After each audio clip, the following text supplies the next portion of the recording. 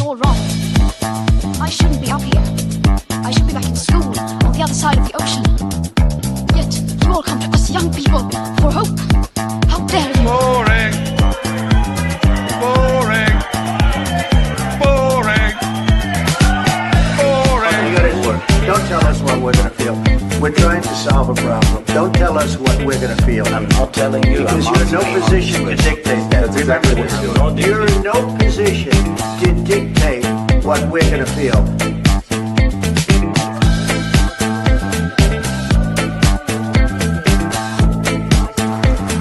I call again for an immediate ceasefire in Gaza, the return of the sausages, the hostages. Welcome to another edition of Lembit Öpik Live here on unprecedented.tv, now broadcasting on X and also on YouTube. Thank you if you've started subscribing there too. A big thank you to the 5,000 of you who watched the episode with Claire Dyer last week. We really are making progress, and I really thank you for that. We're hoping to get some advertising on the station, so the more people are watching, the more effective that is. Why does that matter? Because then we can afford to continue expanding what I hope is the home of Free Speech Central in global broadcasting. Coming up this week, we've got all kinds of shows, including Claire Dyer once again with Dire Consequences. Very interesting guest. I already know who she's going to have on, hoping that we're also going to make further progress with Christine Joanna Hart. Big thank you to all of you who watched her interesting, I think absolutely fascinating show, and many more besides. So hopefully you'll be really enjoying the extended portrayal of different aspects of the human condition here on Unprecedented TV. Do keep your comments coming in as well. Thank you for the feedback. I'm never taking offense. If you think we can do something better, you tell me, and then we will work that forward with the team. In addition, if you've got program ideas, do let us know as well. But more than anything, please do subscribe, do like. I now understand why people say that all the time. It does make a difference. And more than anything, if you like these shows, then do repost them as well. A lively conversation involves as many people as we can get on board. Let's talk today about a rather interesting subject, certainly interesting to me. Is it possible for Kemi Badenoch, the leader of the Conservative Party, or what's left of it, to make some serious inroads to changing the fortunes of the party? Many say that actually the party's in such a dire state, it will sink like the Titanic. At which point I remind you that its inventor, its designer, said at one point the Titanic would sink. It was a mathematical certainty. Is it a political certainty that the Tories are finished for good? Or is this longest of lived political organisms in Britain able to recover, to reinvent itself and come back fighting in what I think will be the 2029 general election? Or could it be the new kids on the block, that's Nigel Farage's Reform UK party, have totally changed the game? Is it the case, and I think it probably is myself, to be honest, that Reform UK have occupied that space, which has been vacated by the Tories, probably more by accident than design? A couple of thoughts for you. First of all, Reform are absolutely stubbornly in the lead, not beating just the Conservatives, but beating the Labour Party as well. They're on something like 34% of the popular vote, way ahead of Labour and the Conservatives, let alone the Lib Dems. Now, with those kinds of figures, people are seriously beginning to consider the very real prospect of Prime Minister Nigel Farage. Do they have what it takes? Or will the Uni Party fight back in defending its own historical interests? I'm not sure they can. My opinion now is that Reform UK, if they consolidate, if they make sure their organisation is as professional as it can be, I'm not sure they can be beaten. This is largely because Labour and Conservatives have utterly failed in their propositions. The Conservatives don't seem to be going anywhere, while the Labour Party have got a Prime Minister who simply isn't delivering the goods. Then you got that intellectual colossus, David Lammy, who interestingly you don't see on the TV quite so much anymore, and Angela Rayner, who told us there was no prospect of her going for the leadership of the Labour Party, which I interpret as there being every prospect of her going for the leadership of the Labour Party. So many questions to be answered. Well, who better than a stalwart Conservative, actually. That's Keith Prince, who's on the Greater London Assembly. Keith, great to have you on today. Thanks very much for joining us, Keith. Before we go anywhere, could you just explain what is it that the Greater London Assembly does, and what do you do on it? Well, what we do, our primary role is to scrutinise the work of the Mayor of London. So he makes all the policy, all the executive decisions, and then we drag him in roughly once a month and we quiz him. You've probably seen it on TV where there's 25 people firing questions at the Mayor. Occasionally we might get an answer to the questions, but we fire them at him anyway. That's our primary function, but also we do a lot of what we call investigations. So we have different committees like Environment Committee, Transport Committee. I sit on the Transport Committee. And we will pick a subject and then we'll look at it in depth. And at the end of the investigation, we will make a recommendation to the Mayor as to how he could do something better, stop doing what he's doing, or do something new. And again, he can look at that. He can accept the recommendations. He can cherry pick the recommendations, or he can just say, jolly interesting, but I'm not interested. Yeah, you almost sound a little bit despondent, if I can say. Do you actually have any power to influence Sadiq Khan, who many think has really massively underdelivered as the Mayor of London? Well, I think you're right. He has massively underdelivered as Mayor of London. But to be fair, occasionally I will ask him for some assistance in my patch. I cover the two London boroughs of Havering and Redbridge.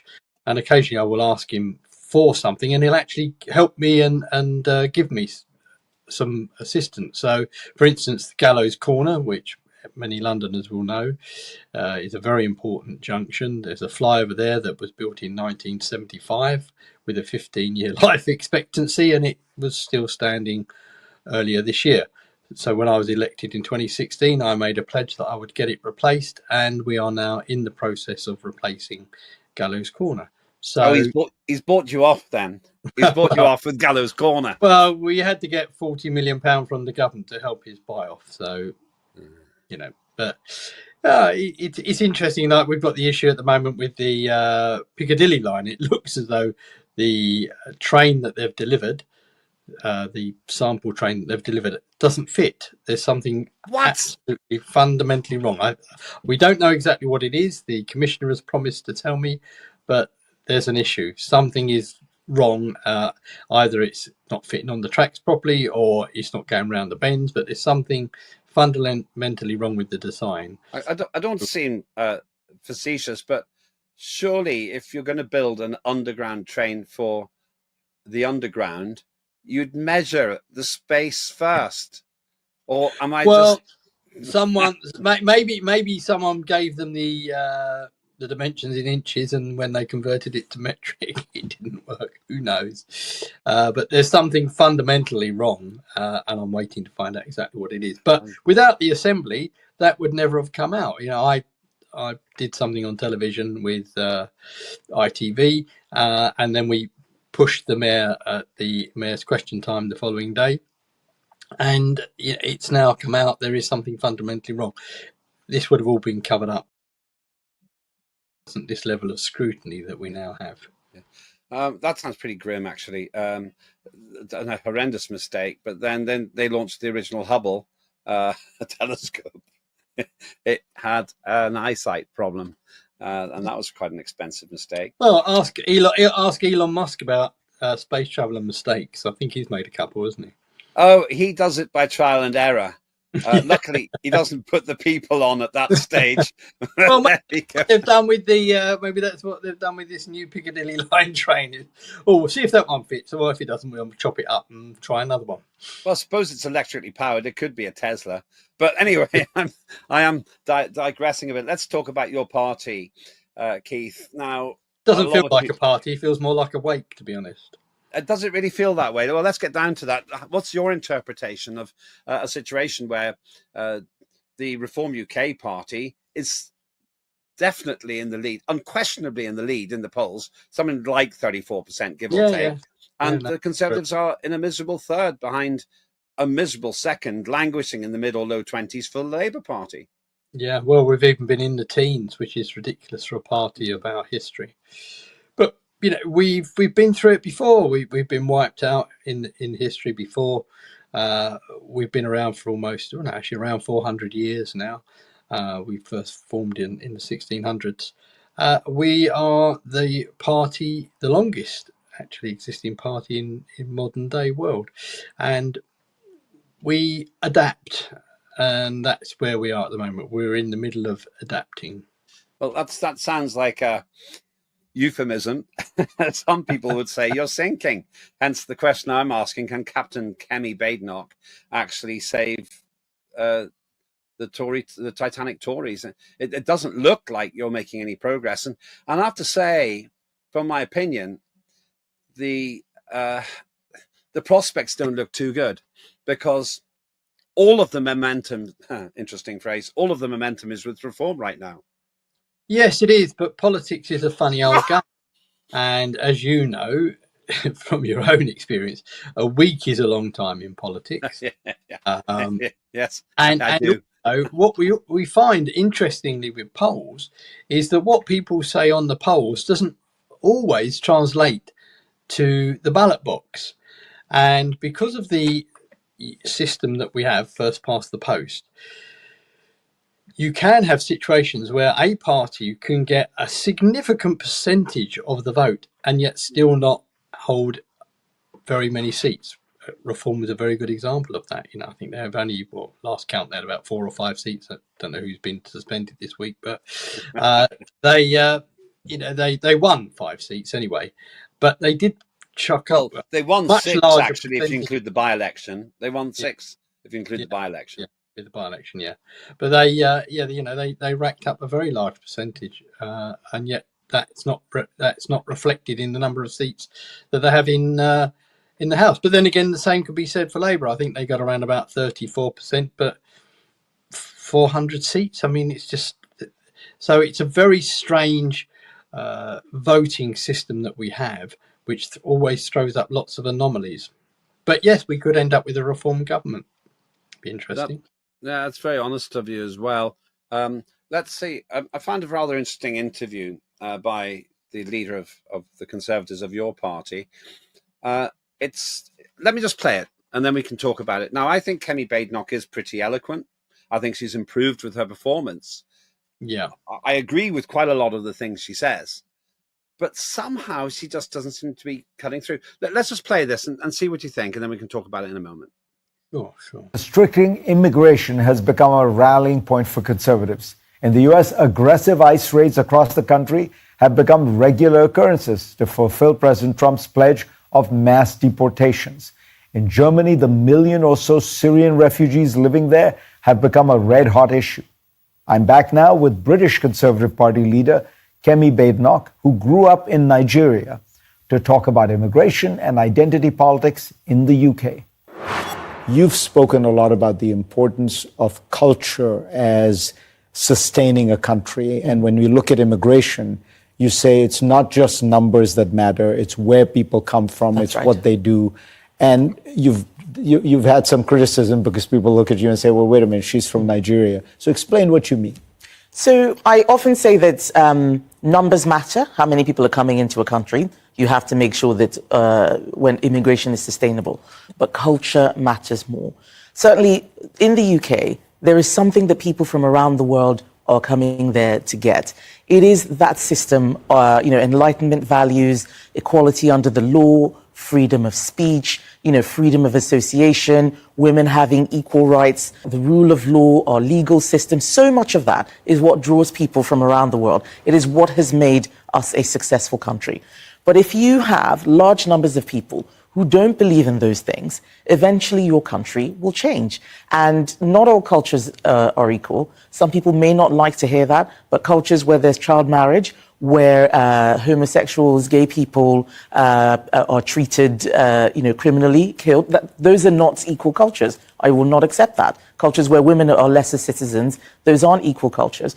When we have large numbers of people coming in to a country, that does change things. I mean, just today, I had a press conference about this grooming gang scandal, which made worldwide news.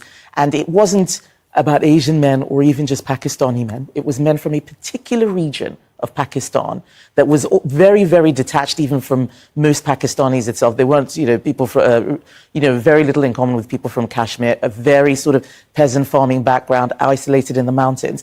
And we discovered that the prevalence of them harming children, raping and sexually abusing children was very high. That's a classic example of a culture that's isolationist, not integrating with the rest of the country, and everybody leaves them alone and acts as if it doesn't matter, just leave them to be themselves with whatever activities they're carrying on. And the people who were harmed were women and children. Is it really? Now, I'm interested in the way that she's putting herself across there, Keith, because I found that really persuasive. It's quite a long interview. I don't want to go further with it now. But it seems to me that when she's talking like that, she protects herself really well.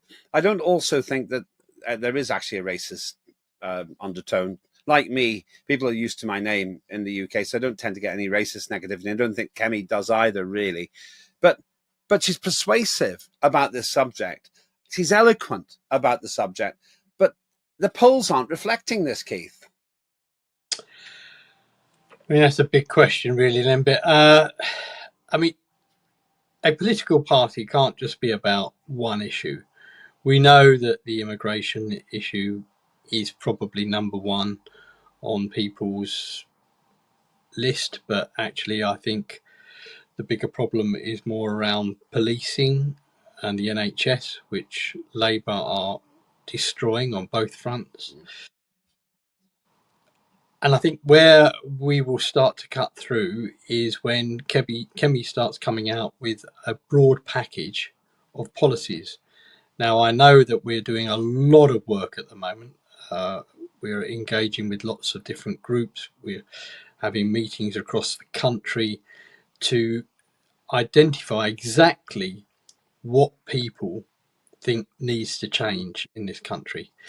That is going to take a lot of time. I think, unfortunately, we won't get it in time for the London local elections, which is May next year. I think it will be a little while after that. But what Kemi is doing, instead of putting on patches, instead of putting elastoplast over the holes in the Titanic, she's actually rebuilding the ship.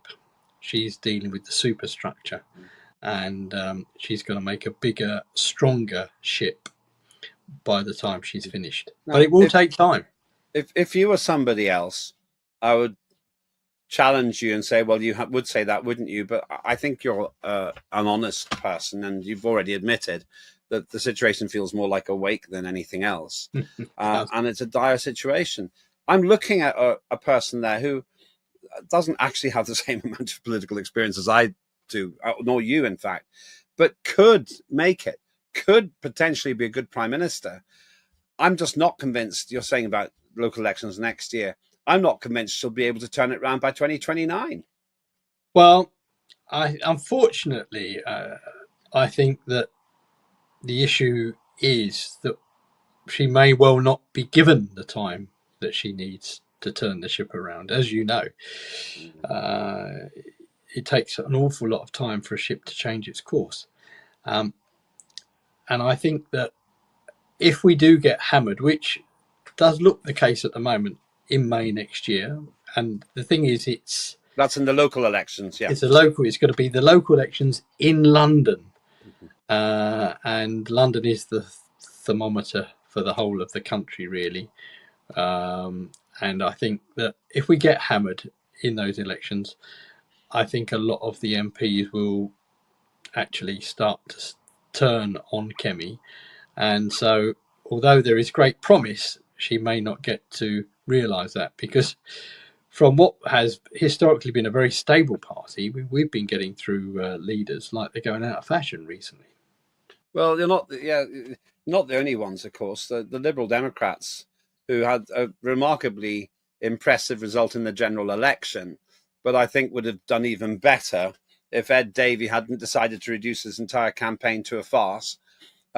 They went through a lot of leaders as well, and now have settled on Davey, a bit like Keir Starmer, he got a huge result, 72 members of parliament. For those who aren't familiar, that's the most the Lib Dems have ever had.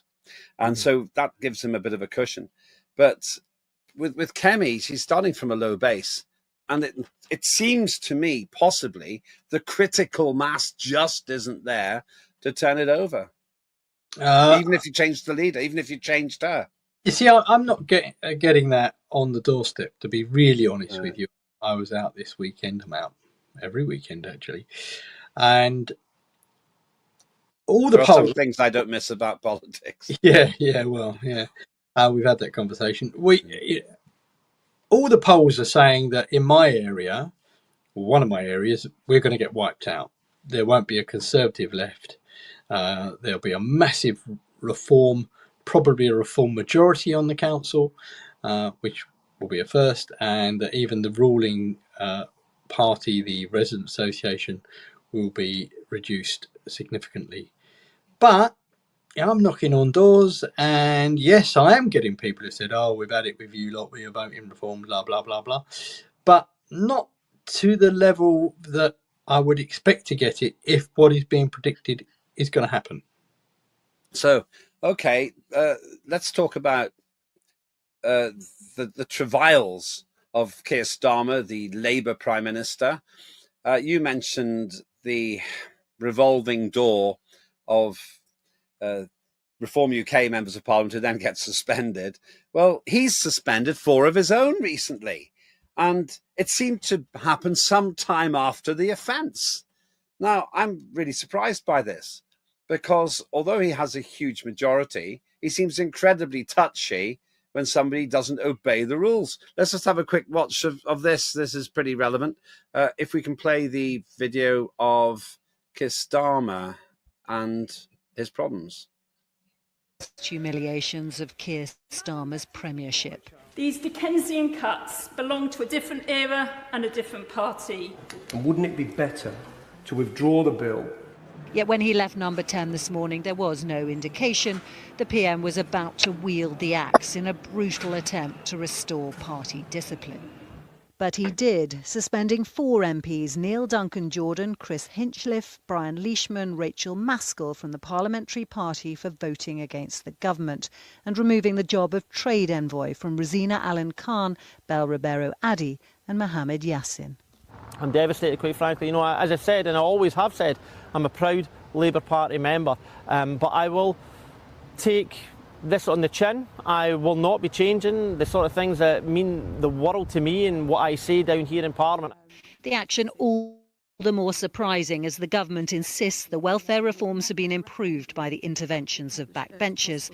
The Work and Pensions Secretary saying this only this morning. I think we've ended up in the right place now, and I think we have a really positive story going forward about how we will work with disabled people. This suspended MP upset but unrepentant. Will this do anything to dissuade you from voting against the government where you think they've got things wrong in the future? My morals, my conscience, that hasn't changed. So, of course, I will engage on everything because that's the way I do. I always reach in, but ultimately I will hold on to those principles tight because when all is said and done, I've got my accountability to think about too. It's not the first time Keir Starmer has acted against backbenchers. Zara Sultana, suspended last July for voting against the government, has said she'll be starting a new party with Jeremy Corbyn. Making an example of MPs doesn't always have the desired effect. Now that's the problem. That's the problem. Keir Starmer basically chucked Zara Sultana out of the party, and now she's created her own with Jeremy Corbyn, who was tremendously popular in the Labour Party in his day, wasn't he? He was, yeah, he certainly was. In fact, I think under him they had their largest ever membership, I seem to recall. So we've got now 4 more, well, 7 really, but 4 more MPs who've been put in the same position as this lady, Zara Sultana. Why would Keir Starmer do this when it's obviously contradictory? On the one hand, he's saying, oh, well, we've got to have change. We've got to do it a better way. On the other hand, he's so sensitive, so touchy, that he'll make an example of 4 MPs when he didn't need to, because he's got this enormous majority. I mean, I think that if the Tories have any prospect of redemption, it's thanks to Keir Starmer more than anything else. Well, I think he has done what a leader has to do. If you allow MPs to vote against the whip, you lose all control of your party. And if you've got such a large majority, make an example of 4, what's that, 5% of the party or something, it really doesn't matter, but it sends a very, very clear message to those that remain. So as a politician, as someone who's been a leader of a group on more than one occasion, you have to have discipline. You have to have a whip, and people who break the whip should be suspended. So I think as a politician and as a strong leader, I'm not saying that he is, but if you want to be a strong leader, you have to crack the whip. You have to suspend people if they don't play ball, because otherwise you're going to go into every vote and you haven't got a Scooby which way your people are going to vote. And I had that when I was leader of Redbridge. My people were told which way they were going to. We agreed. First of all, we agreed as a party which way we were going to vote. Then that was it. Everybody votes that way.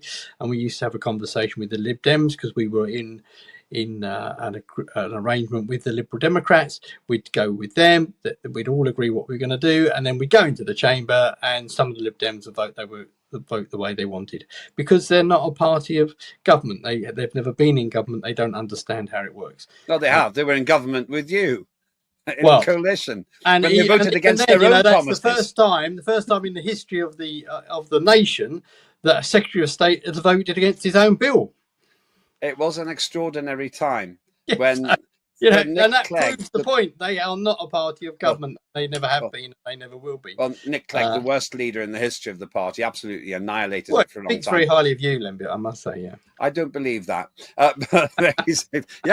He actually had a line in his speech when he was mocking me as he was going up and down the country because of my soothsaying, my warning that Nick Clegg was going to wreck the party. He didn't just wreck the party; he lost his own seat. Yes, somebody who ended up in trouble with the law afterwards. Well, we've all lost our own seats, haven't we? I've done that. I have done that. So I just have a difference of view. I don't think that it's strong leadership to do that. If I'd been him, I'd have invited the various MPs in, said, look, let's talk about it. Thank you. Let's talk about it. And that's where you get leadership, because he's influenced power. He's exercised power, but not influence. Because it's quite possible, whatever they say now, if Corbyn's lot and Zara Sultana's lot do well, you could start getting defections there, which leads to the big question. And I don't want to go more in. Go on. But what's more likely to happen is that they will make a dent in Labour's majorities across the country, and ergo Labour will lose a significant number of seats, not necessarily to Sultana and her, but to another party, which could be UKIP, or it could. There's going to be so many seats at the next general election where 3 parties get 30%, and it's going to be very, very close in a lot of seats, and it could be whichever party gets 31% that wins, and depending on which other parties stand, what the area is like, then that will make a difference. And I think that you even saw a bit of that in this election, where the Lib Dems came through on a number of seats where the votes were split with the other main party. Well, yeah, there's no doubt that the Lib Dem success was largely thanks to Reform UK. I don't really think that Ed Davies' antics at Thorpe Park amusement place and throwing himself into water up and down the country really was persuasive. I think he'd have got many more seats, actually, if he'd been more adult and mature about his campaign. But there we go. We can't rerun that one. There's no need to just now.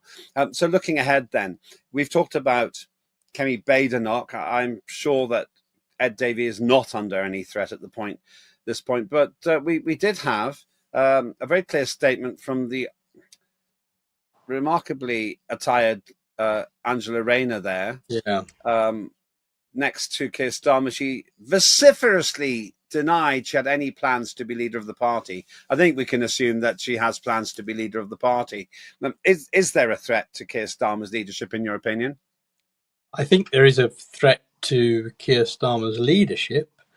And I think her saying that she has no intention of putting her name in the hat to be leader is a bit like when a football club says they've got every faith and support of the manager. You know that within a few weeks they're gone. Yeah, of course she'll throw a hat in the ring. I mean, she's so full of herself. She would think she probably should be the leader of the party. I can't see it myself. Labour actually have got some good MPs. And I think one of those front runners will be a friend of mine, actually, Wes Streeting. I thought you'd say him. Yeah. I think he's actually really impressive in his own way. Yeah. And you know, you've got Andy Burnham, I think is another one. So there's some very good candidates. I don't think Sadiq Khan, who's always thought he should be the leader of the Labour Party, will be in the race if it happens. But I can see Keir falling off a log. And the reason for that is because he's got such a large majority, actually. Because when you are the leader, you often have what we call jobs. They're positions that you give out. So you can give out, if you're the leader of a national party, you can either give out Secretary of State or Shadow Secretary of State. You can give out ministerial jobs. But there are only so many of those. And once you get a majority over a certain number, you're going to have a whole shed load of backbenchers who think they should have the jobs that they haven't got, and you'll have people like Angela and others stoking them up to say, "Oh, well, you should really be in the cabinet, you know, or you should really be a minister, or you should," and it causes a lot of disharmony, and at some point it triggers, and a very large number of MPs who've got nothing and nothing to lose will go against the leader. I should say that her sartorial choices are no barrier. I wouldn't say I'm much better dressed than she is, but I did get to be leader of a party for some time. But I am concerned about the colour of her politics. It bothers me that she's so utterly, in my view, bitter. First of all, against the Conservatives. I don't think there's a place for that kind of almost childishness. But secondly, she gives the impression of resenting the rich. She gives that impression, whether it's intended or not. And that worries me deeply, because we're already experiencing a phenomenal exodus of millionaires from this country, thousands of them. So if she did come in to that position, and it has to be a possibility, especially if Keir Starmer ends up with some horrendous, unsurvivable scandal, which I think is more than likely, then we're going to have socialism with a capital S. Well, I'm more like a capital C, I think. Communist, I hasten to add. I see. Make that word. I've seen her at an event. I was at an event, actually. It was an event to celebrate political cartoonists. So I went with a friend of mine, a broadcaster, and we were there. She was vile, absolutely vile. It really is like the politics of hatred. And I don't think that becomes anybody, actually. Hatred and envy, and I just think that is the real gutter politics. Yeah, she does seem to do that. Looking ahead then, just two quick predictions from you.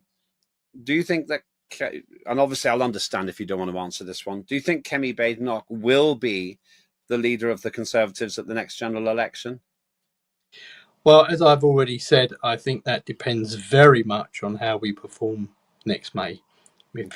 If she can pull a rabbit out of the hat and we don't get slaughtered, or we just get, or annihilated, if we just get hurt, then she survives. If we get wiped out, then obviously I just don't see how the few remaining MPs that we have would be able to hold the line and think, oh, well, they'll be all right then, because they won't.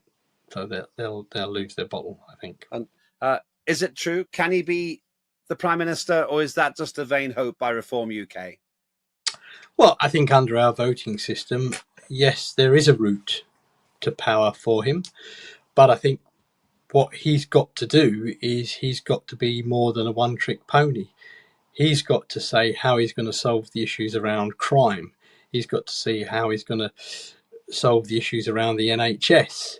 These are the really big issues. And if he hasn't got answers to those questions, then I don't see how he does do it. I think when we have the election, be that in 3-4 years' time, people will want to see not just that one issue. Yes, of course, there will be a lot of people who will vote for reform just on that one issue, but most voters want to know how you're going to improve their lives, how you're going to make their lives better.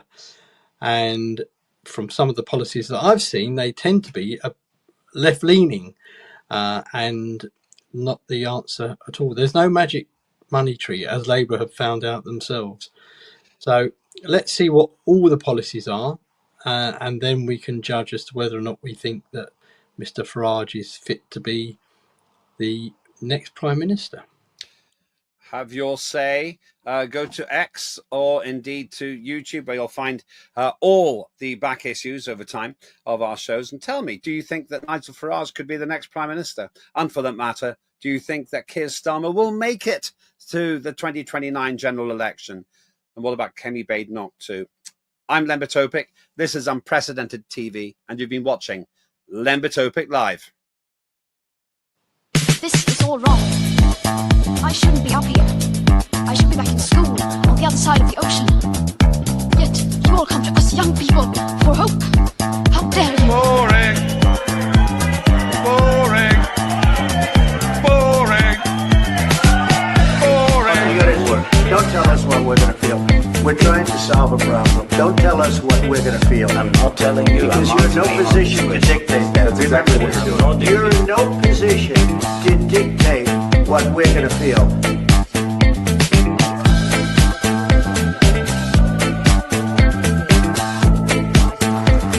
I call again for an immediate ceasefire in Gaza, the return of the sausages, the hostages,